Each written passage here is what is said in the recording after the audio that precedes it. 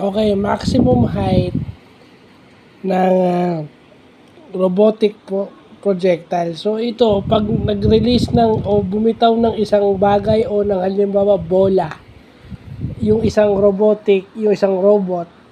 ano yung maximum height, yung pinakamataas na maaabot niya, pinakamataas na height o distansyang maaabot niya habang siya ay nasa ere bago siya bumaba o mabagsak.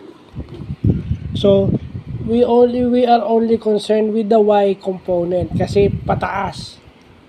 Vertical yan, pataas. So, Y component lang nga.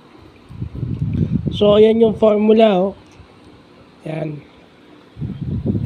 So, halimbawa given lang yung angle, given yung velocity. So, kukunin lang natin yung component and then square lang natin yung makukuha natin na yun. Then, i-divide natin sa 19.6 pag yung 9.8 multiply natin sa 2, 19.6 yun. So, in-square natin yung nakuha nating vertical component. Ayan, nakukuha na natin yung maximum height.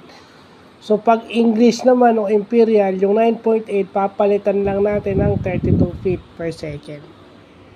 So, magiging 64 feet na yan pag sa imperial or sa English system ang ginagamit. So, yun lang po.